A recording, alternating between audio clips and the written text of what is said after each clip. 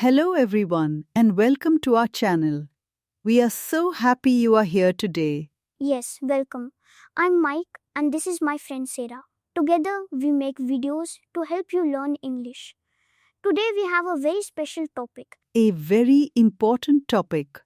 Today we are going to talk about something that many English learners feel. Something that can stop you from speaking, even when you know the words. That thing is shyness. Today's video is called How to Speak English When You Are Shy. Mike, let me ask you something. When you were learning Spanish, did you ever feel shy to speak? Oh yes, absolutely. I remember many times when I wanted to speak but my mouth would not open. My heart would beat fast. I would think, what if I say something wrong? What if people laugh at me? I felt the same way when I learned French. I studied for months. I knew many words. But when a French person spoke to me, nothing. My brain went empty. So you understand our learners. Many people watching this video feel the same way. They want to speak English. They study English. But when the moment comes to speak, they feel shy. If that is you, please listen carefully. You are not alone. You are not strange. You are not bad at English. You are just shy. And shyness is something we can work on together. Yes. Shyness is not a problem with no solution. There are many things you can do. Small steps, easy steps. And in this video, we will share all of them with you. We will go on a journey together. We have 10 parts in this video. 10 steps to help you go from shy to confident. Let me tell you what we will learn. In part 1, we are here introducing the topic. In part 2, we will understand shyness. What is it? Why does it happen? Part 3, we will start with listening. Listening is the first step to speaking. No pressure, just listening. In part 4, we will practice speaking alone. Yes, talking to yourself. It sounds funny, but it works. In part 5, we will use technology. There are amazing apps that can help shy learners. In part 6, we will start small, very small conversations. Easy things like saying hello or ordering food. In part 7, we will find a language partner, someone to practice with who is kind and patient. In part 8, we will learn to love mistakes. Yes, love them. Mistakes are how we learn. In part 9, we will build self-confidence. We will share techniques to make you feel stronger. And in part 10, we will conclude. We will remind you to keep practicing and stay consistent. That is a lot of good information. But don't feel overwhelmed. You don't have to do everything today. This video is here for you. You can watch it many times. You can take notes. You can go at your own speed. Exactly, everyone learns differently. Everyone's shyness is different. Take what helps you, leave what doesn't. This is your journey. Before we go to part 2, let's talk about why speaking English can feel so scary. Mike, why do you think people feel shy? I think there are a few reasons. First, people are afraid of mistakes. They want to be exactly. Perfect. But perfect is not possible when you are learning. That is so true. Also, people are afraid of judgment. They think, what will other people think of me? Will they think I am stupid? And conversations in real life are fast. In class, the teacher speaks slowly. In videos, you can pause. But in real life, people speak quickly. That is scary. Plus, your own voice sounds different in English. The sounds are different. The rhythm is different. It doesn't feel like you. That feeling is uncomfortable. But here is the good news. All of these problems have solutions. You can learn to handle fast conversations. You can learn to feel comfortable with your English voice. You can learn to make mistakes and not feel bad.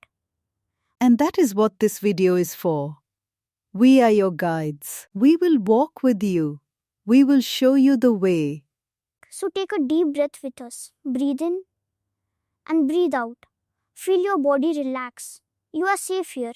There is no judgment here. Make a promise to yourself. Say, I will be kind to myself. I will not compare myself to others. I will celebrate small wins.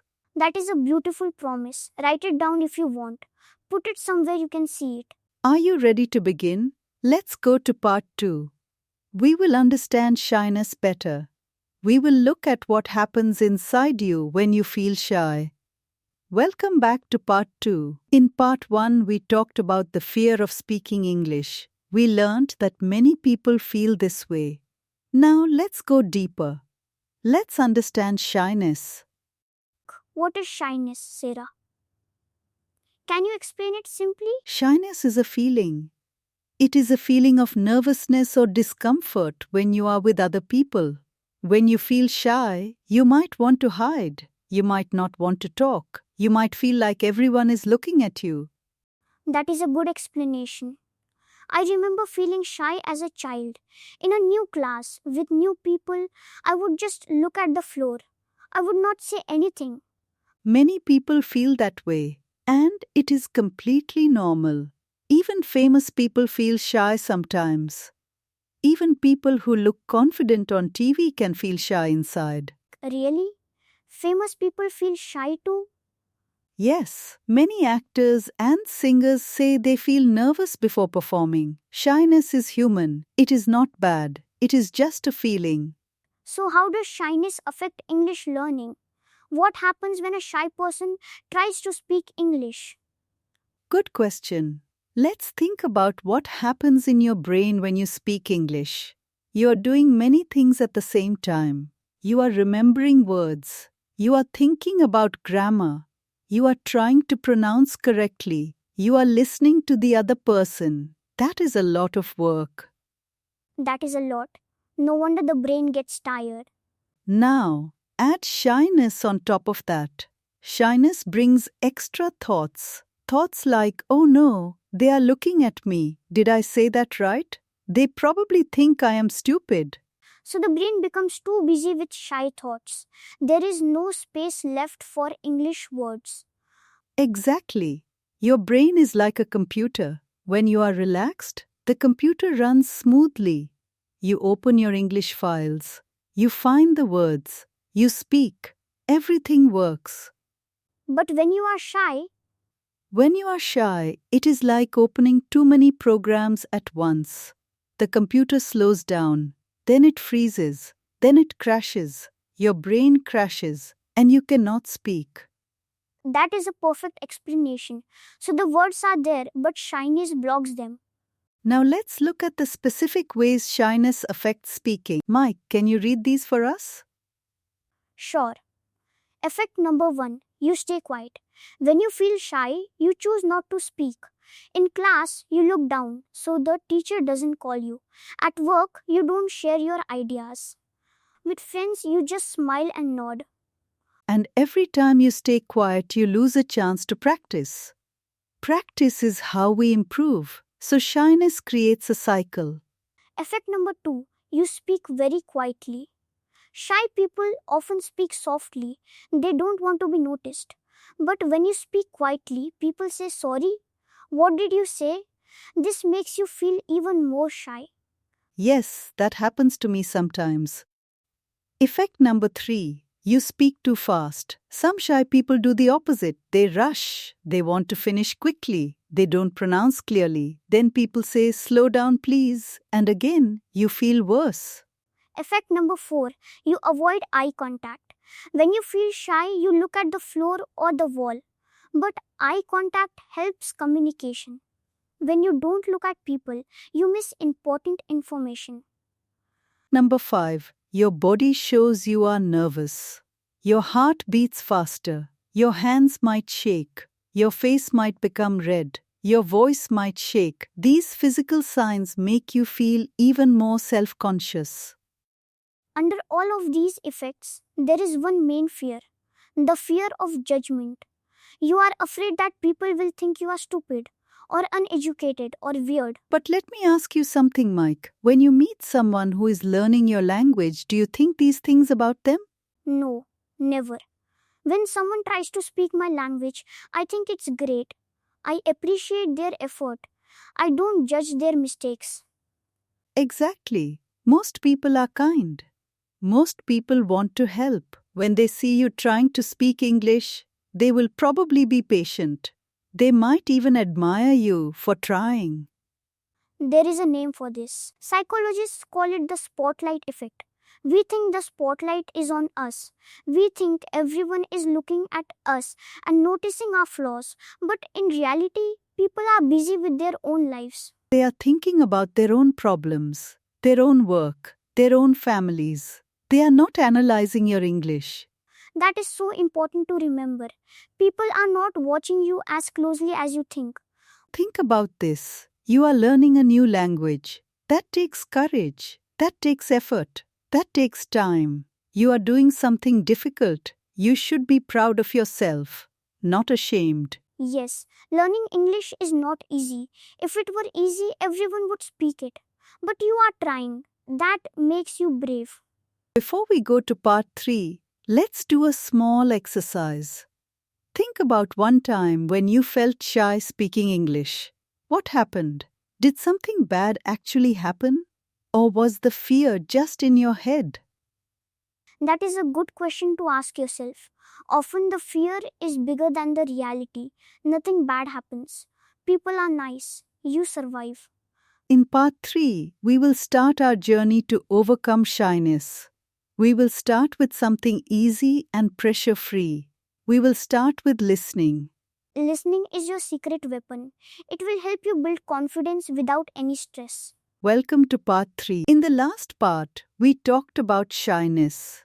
We learned how it affects your brain and your body. Now, in part 3, we will learn how to break the cycle. And we will start with something easy. Listening. That's what we will talk about today. Listening to English. Why listening, Mike? Why is listening so important? Because listening has no pressure. When you listen, nobody is watching you. Nobody is waiting for your answer. Nobody is judging your accent. You can just relax and let the English come in. That is so true. When you listen, you are safe. You are just receiving. You don't have to produce anything. It's like eating food instead of cooking it. Good comparison. And think about babies. How do babies learn to talk? They listen. For months and months, they just listen. They listen to their parents. They listen to sounds. Then one day they start to speak. Exactly. Babies don't study grammar. They don't take vocabulary tests. They just listen. And their brains learn the patterns. You can learn English the same way. Let's talk about the benefits of listening. What happens in your brain when you listen to English regularly? Benefit number 1. You learn vocabulary naturally. When you hear a word many times, in different situations, you understand it deeply. You learn how to use it, not just what it means. For example, the word actually. In a dictionary, it means in fact. But when you listen to native speakers, you learn that they use it to correct someone politely. Actually, I think it's cheaper online. You can't learn that from a book. Benefit number 2. You understand grammar without studying. Your brain starts to recognize patterns. You hear, I went to the store many times. Then one day, you hear, I go to the store yesterday. Something inside you says, that doesn't sound right. You might not know the grammar rule, but your ear knows. That is powerful. Benefit number 3. You improve your pronunciation. English pronunciation is tricky. Though through thought, they look similar but sound different. When you hear them again and again, your brain learns the correct sound. And benefit number 4. You learn natural speed and rhythm. Native speakers don't speak like robots. They connect words. What are you doing becomes what you're doing. Listening helps you understand real fast speech. So, how can we listen to English every day? Sarah, what are your suggestions? Way number 1, listen to podcasts. Podcasts are like radio shows you can download.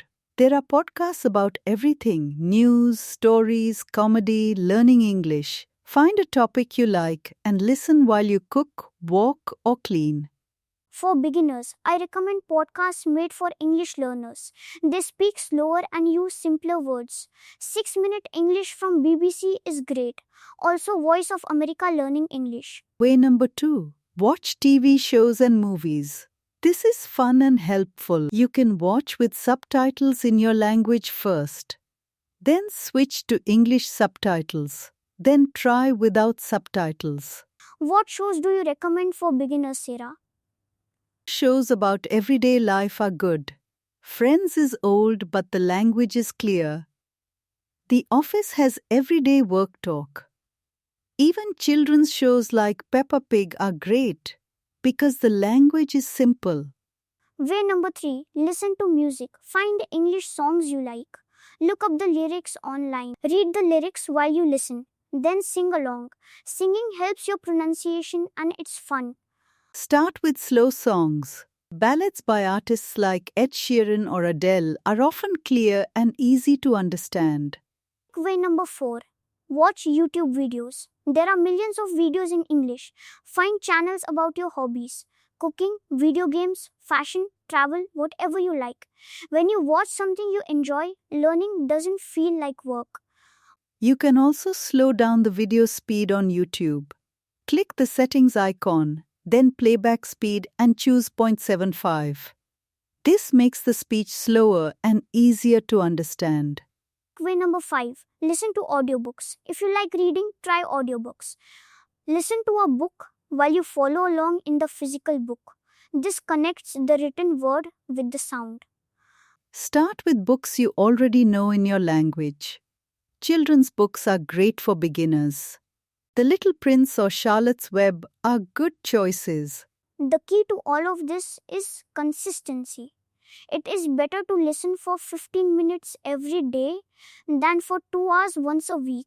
Let's make a simple routine together. Morning, listen to a 6-minute podcast while you eat breakfast. Afternoon, watch 10 minutes of a TV show with English subtitles. Evening, listen to one song, read the lyrics, and sing along. That's less than 30 minutes total. Anyone can do this. And after 1 month, you will notice a difference. Your ear will be more used to English. You will understand more words. Remember, listening is preparation for speaking. You are building a library of sounds, words, and patterns in your brain. When you start speaking, you will have this library to draw from.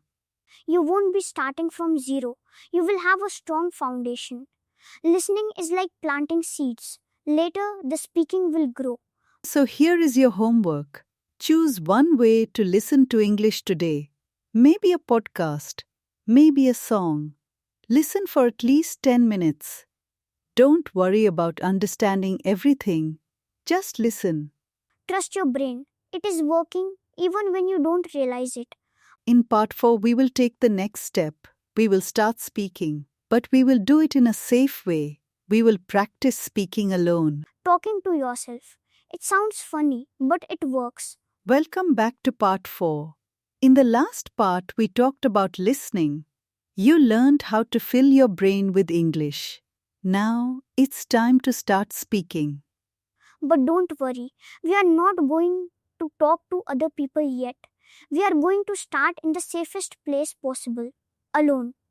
Practicing speaking alone is like practicing a sport alone. Before you play the game with others, you practice your moves by yourself.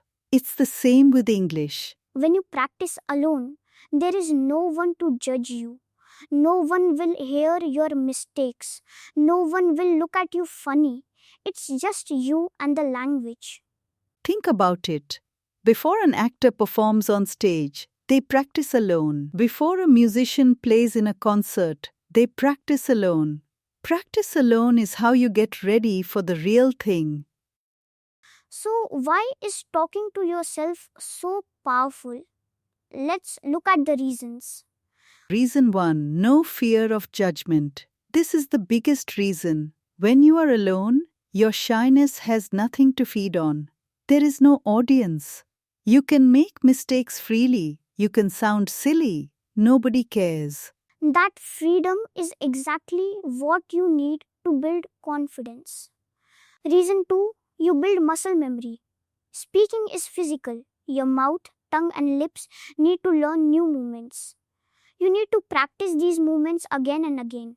Like learning to play the piano. You don't just read about it. You move your fingers on the keys until the movement becomes automatic. Speaking is the same. Reason 3, you control the pace. In real conversations, everything is fast. But when you practice alone, you control everything. You can speak slowly. You can stop and think. You can repeat a sentence until it feels right. Reason 4. You learn to think in English. Many learners translate in their heads. English to native language. Think, then translate back. This is slow. When you practice self-conversation, you start to think directly in English. Now, let's look at specific activities you can do. These are simple.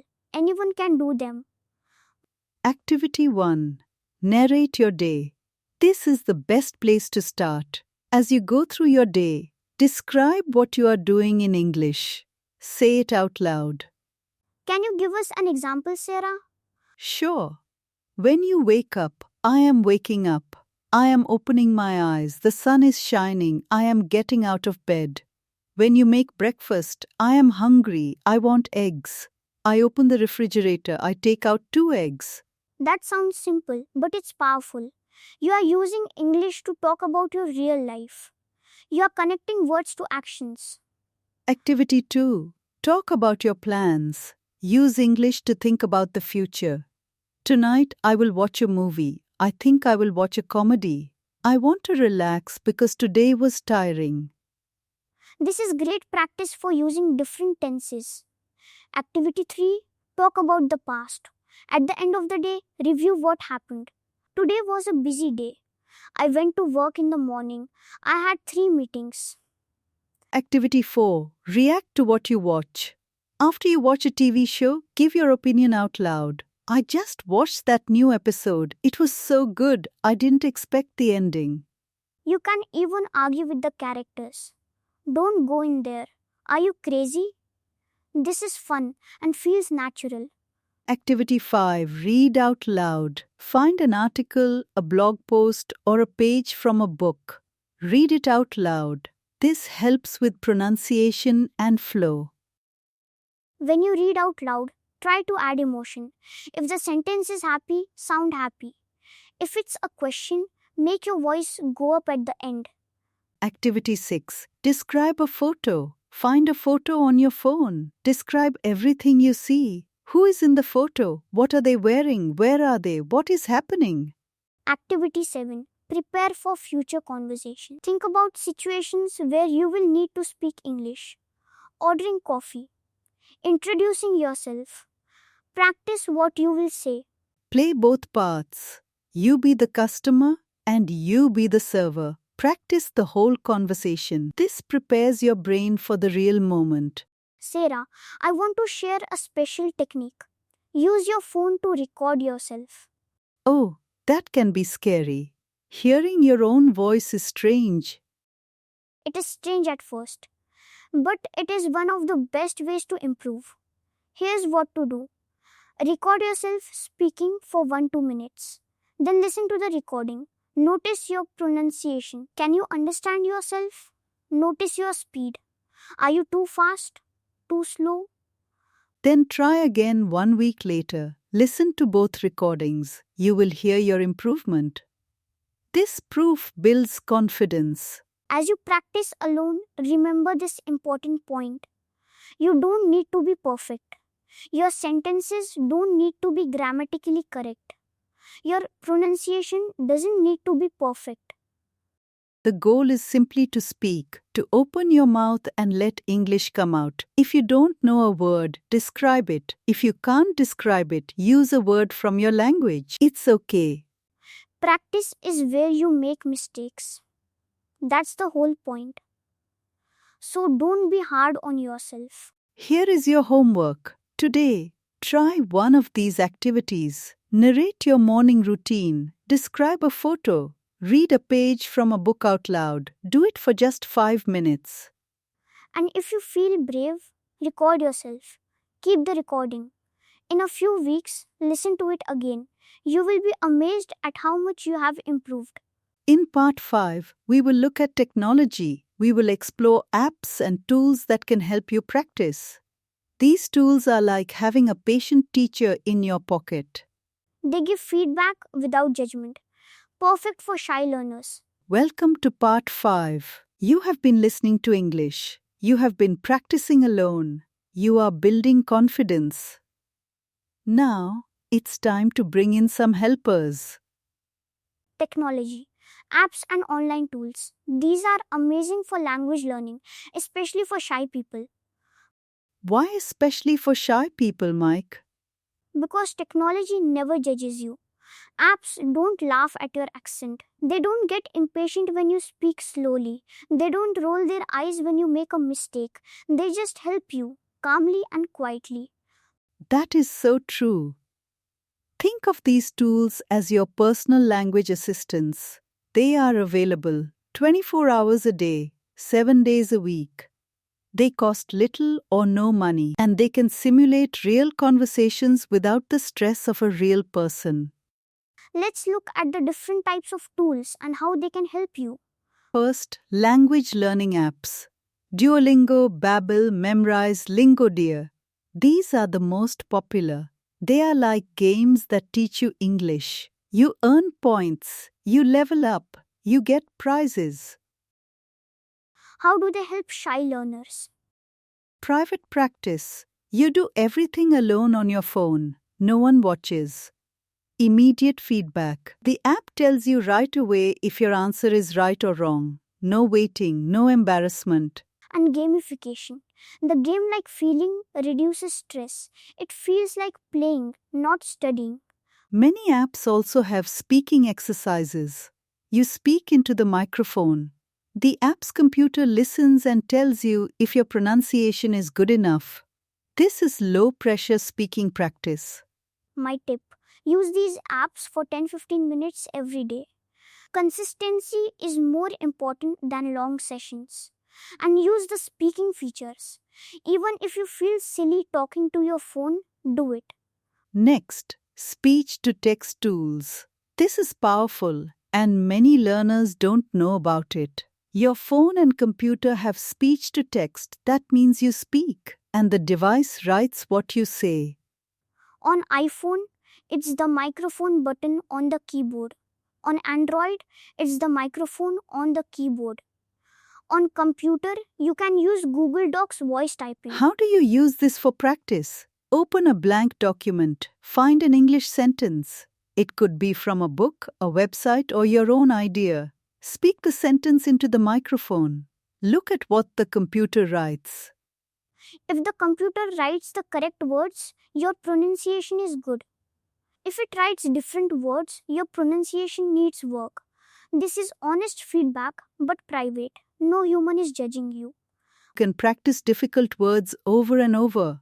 Say them until the computer understands. It's like having a patient coach. Now this is really exciting. AI conversation partners. Apps like Elsa Speak focus on pronunciation, and new AI tools like ChatGPT have voice conversation features. You can have a real conversation with AI. You speak, and the AI responds. You can ask it questions. You can tell it about your day. You can practice ordering food in a restaurant. AI is infinitely patient. It never gets bored. It never judges. You can ask it to repeat. You can ask it to slow down. You can take as long as you want to answer. This is the perfect bridge between practicing alone and talking to a real person. It feels like a real conversation, but with zero social risk. Next, language exchange apps. HelloTalk and Tandem are the most popular. These connect you with real people who are learning your language. Wait, Mike, real people? That sounds scary for shy learners.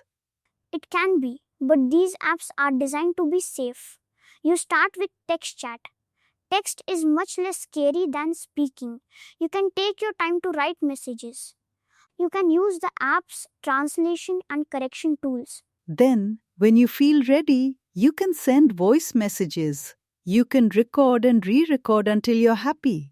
Then finally, you might feel comfortable enough for a live call. And remember, the person you're talking to is also a learner. They are learning your language. They understand your situation. They will be patient. Don't forget YouTube and Netflix. You can use language learning extensions like Language Reactor. These give you dual subtitles, English and your language. You can hover over a word to see its definition. You can repeat a sentence with one click. You can pause and practice saying lines from your favorite shows. Mimic the actor's voice. This is fun and effective. The key with all these technologies is to be curious. Try different apps. Find the ones that feel like fun, not work. Use them in the small gaps in your day, waiting for a bus, during a coffee break, before bed. They are not a replacement for real human conversation, but they are an essential toolkit for building skills and gaining confidence privately. Here is your homework. Download one language app today. Duolingo is free and good for beginners. Try it for 10 minutes. See how it feels. Or try the speech to text tool. Say a few sentences and see if the computer understands you. It's like a game. In part 6, we will take the next step. We will start having real conversations, but very small ones, low-pressure conversations. Greetings. Ordering food. Simple things. Welcome to part 6. You have been listening. You have been practicing alone. You have been using apps. Now, it's time for the next step. Real conversations with real people. But don't panic. We are not going to ask you to give a speech or have a deep discussion. We are going to start very, very small. Low-pressure conversations. Conversations that are short, predictable, and have low risk. The goal is not to be perfect. The goal is to try and to survive. For shy people, every small success is a big victory. When you have a successful small conversation, your brain learns, I did that. It was okay. Nothing bad happened. These small wins add up. They build a foundation of evidence that contradicts your fears. Your brain starts to believe the new story, I can do this. That's all for today's episode. Thank you for listening. Listen again, practice the sentences. See you next time. Bye.